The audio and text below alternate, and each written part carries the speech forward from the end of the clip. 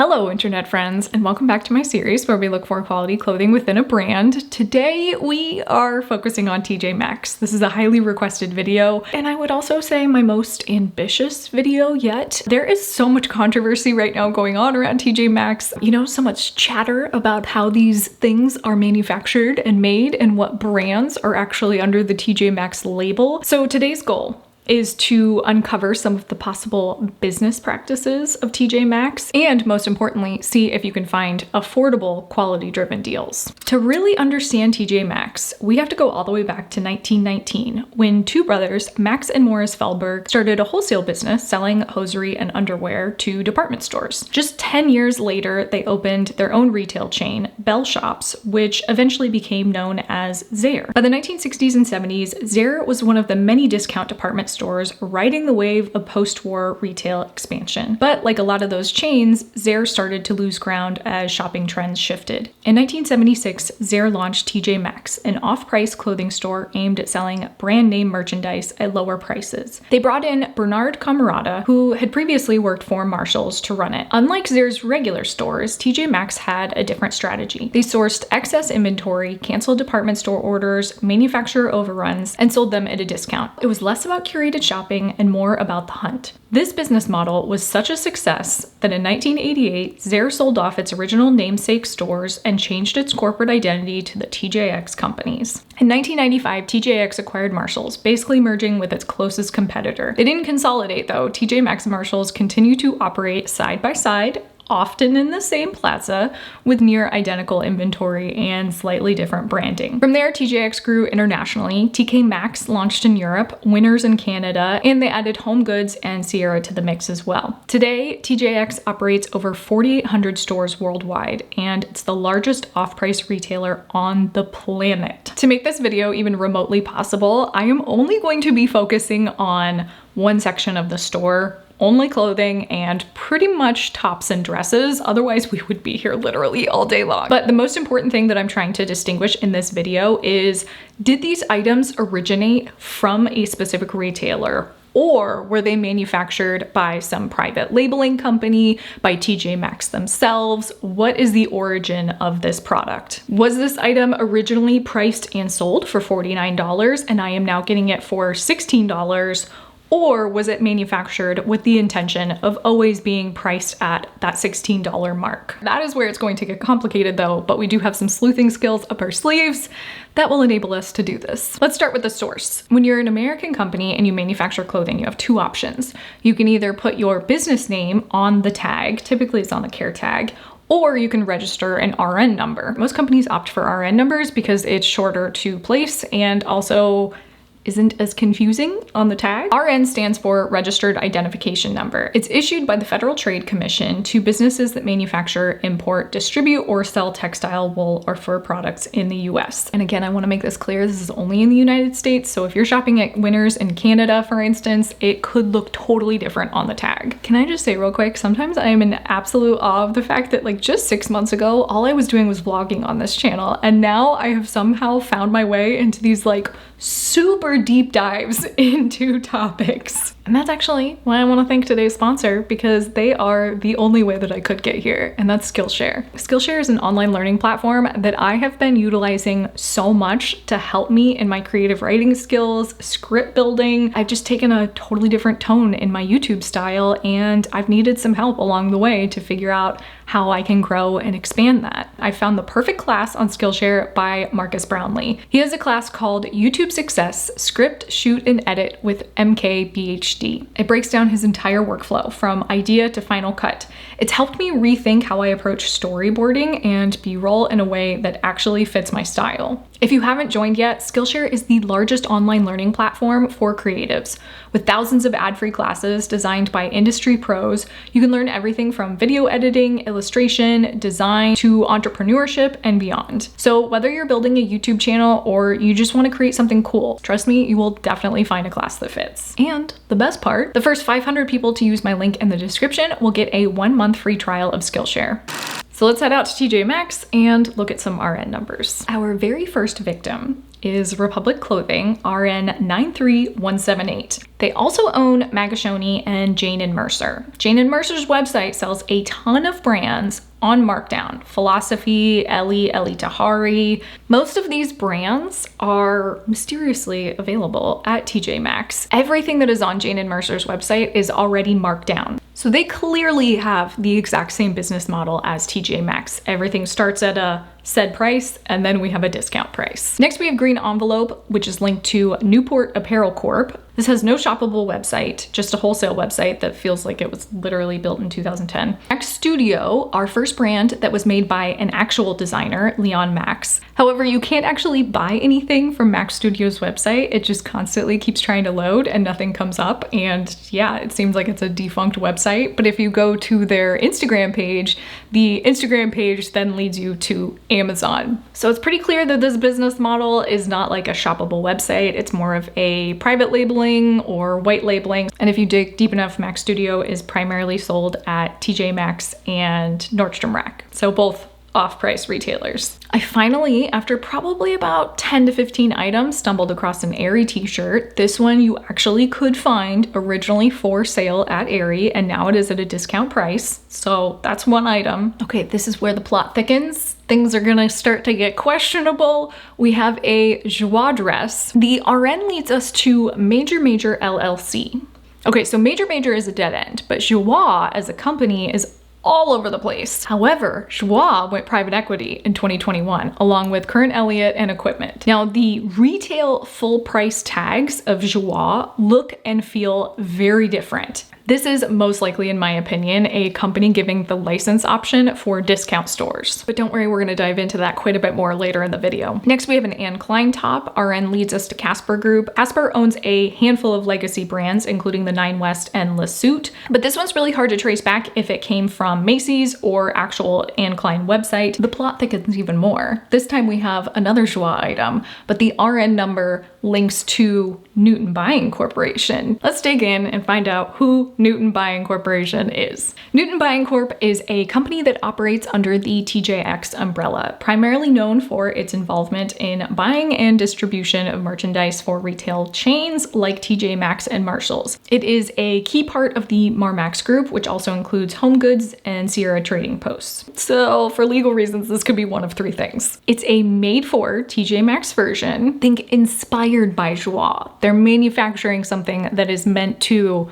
mimic or look like the quality of Joie, but it's not the same. And it's produced under the TJX Corporation. Or the brand is licensing out its name, like we covered before. Or it's private labeling dressed up in familiar branding. Most likely it's private labeling. That RN number should probably be committed to memory. It is 75343. Moving right along to RN 128653 on a Calypso St. Barth top. Now, over the years, I have acquired a lot of Calypso St. Barth tops. Most notably, they're pink labels, not white like this one, and they are really good quality. Especially most notably before they went private equity. I swear there is a reoccurring theme on my channel with private equity. So the RN traces us to Weaver Apparel LLC, and Weaver Apparel's website, no shocker here, advertises their relationship with TJ Maxx on the actual website. Regular Calypso St. Barth sells for around $200 to $300, and even post going private equity is still considered really good quality. So you are not getting a Calypso St. Barth top that was manufactured to be sold on the website. You are getting a Calypso St. Barth top that was manufactured to be sold at TJ Maxx. In a not so shocking turn of events, we have found another Weaver Apparel Group RN number under the brand Bailey 44. And guess what route Bailey 44 took?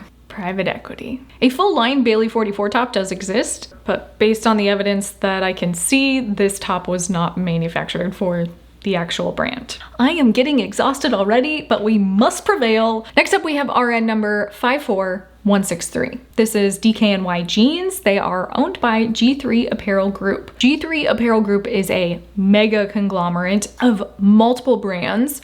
Some they own in its entirety and some they license out. This is where the fashion industry can get absolutely fascinating, and just realizing how much of these legacy brands that we're all trained to know and love have been bought up by different companies over the years. And we're gonna dive so much more into this later, but G3 Apparel Group owns brands like DKNY, Karl Lagerfeld, GH Base, Andrew Mark, Sonia Rykel, and brands that they own licensing to, enabling them to design, manufacture, and distribute products under their names. Some of these licenses include Calvin Klein, Tommy Hilfiger, Levi's, Dockers, Vince Camuto, Kenneth Cole, Cole Haan, and Guess. So knowing that they own so many of these brands, it's a mixed bag. Are they manufacturing these specifically for TJ Maxx or off-price discount stores? Possibly. But there also is a good chance that these labels have been sold in like a Macy's or a JCPenney's or maybe even Dillard's. But I think the standout moment in this is realizing how many of the companies G3 Apparel owns and how many of those brands you can find in discount stores. The most common RN number you can find in TJ Maxx, though, over and over and over again on so many different brands, is RN 75343. From Tommy Bahama to Jones New York to Calypso St. Barth, Nicole Miller, Rachel Zoe, Joie, Sigrid Olsen, Laura Ashley, Tahari, and the list just keeps going. So when you see that RN number, you're not just looking at overstock. You're most likely looking at merchandise created just for TJ Maxx, often with lower production standards than the original brand. I really hope you're sticking with me through all this because we're about to get into the nitty-gritty of this. So what does this all mean? Does this make TJ Maxx a liar? A bad company? Maybe a little morally gray, if you will? Yes. But also no. But also yes. Yes, definitely. But also like kind of sort of no. Well, for starters, TJ Maxx does still sell discounted items from retail stores, like this Lily Pulitzer sweater. It's flawed and not in the best shape, but you can buy it. They also have a few decent deals, like this dress that was originally sold on Farfetch and My Teresa for $500, or this Johnny Was dress that originally retailed for $225. It's just buried in the store among all of the made-for discount store items. Hence, I guess the whole concept of a treasure hunt. Where we get into the morally gray area, so many designer brands have evolved over the years and sold to licensing agreements and gone the route of private equity. And we've lost a lot of the original concept of the brands that we know and love. They just point blank are not owned by the same companies anymore, and they are not manufactured under the same standards that we grew up with. But to play devil's advocate here, the fashion industry is a brutal place. One bad season can bankrupt a brand. Easily. And if one bad season can bankrupt a brand, private equity can easily swoop in and either help leverage the company and save them or buy them out completely, and then you have a recognizable brand that is no longer the standards that you knew and remembered growing up. And these brands oftentimes are cutting corners and manufacturing items built for discount stores to leverage the brand identity and to help persuade the customer to buy the item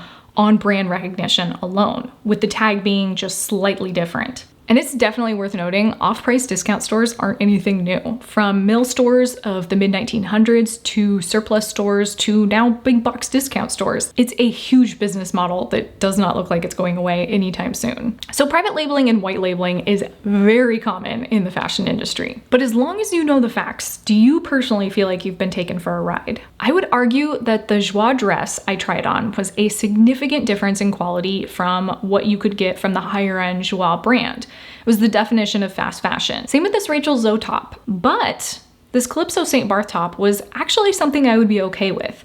But the cut of it didn't really feel like my style, and that's something that I noticed time and time again.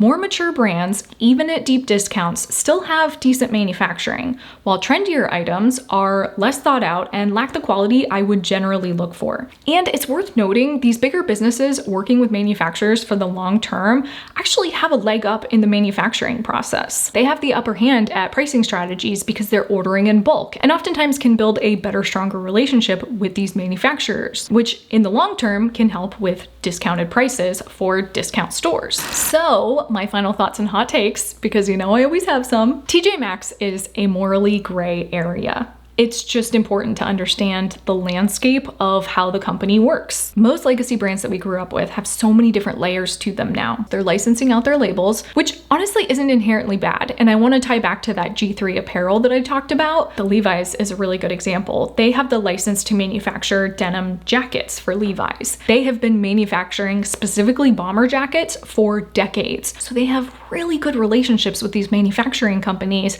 I honestly don't know if you could look at it as a bad thing. I think it's just understanding the messy business side of the fashion industry. It always ties me back to diffusion lines too. I've talked about diffusion lines so much on my channel, but like I loved the fact that in the early 90s and 2000s, diffusion brands were such a big thing, and I had access at the price point that I could afford to brands and designs that I coveted, but you know, the designer was completely out of reach for me. So it raises the question, is the person who can afford a $300 pair of Levi's the only one that should be able to purchase that brand? It is so complicated because that $300 pair of jeans becomes a novelty. Those jeans are not actually paying for the lights to stay on at Levi's. It's those $28 sales that are actually leading the brand and keeping them afloat. And it's often supported by fast fashion and, you know, labor and cost cutting, manufacturing, and all those kind of things. So what can you do as a consumer? Well, first off, I think knowledge is power. Understanding how the system works can help you make better informed decisions, and also, even more importantly, help you make decisions that align with your values. If you want unique, good quality clothing designed by a small team of people, go with independent brands, not with big corporations that are engineering clothes to squeeze every last penny out of the consumer. Shop with intention as much as you can because it really truly matters and does have an impact. But I also understand that life is hard right now. Budgets are very tight. If shopping at TJ Maxx is the difference between your own sanity and being able to clothe your entire family, there is no shame in that. You know what to look for and how to shop. It can still be good quality clothing at an affordable price. In fact, I would easily say between Kohl's and TJ Maxx wins. Like that Calypso St. Barth top alone was enough for me to be like, yeah, this is good. Also, like the Jones New York linen tops, those are good too. I hope that clears up the mystery of TJ Maxx. Honestly, this video was so exhausting to put together. I think I'm gonna go thrifting for like an entire month because yeah, these retail stores, man, they're sucking the soul out of me. Thank you so much for watching. If you are new around here, I might have a couple extra videos for you right here, and I will see you in the next one. Bye.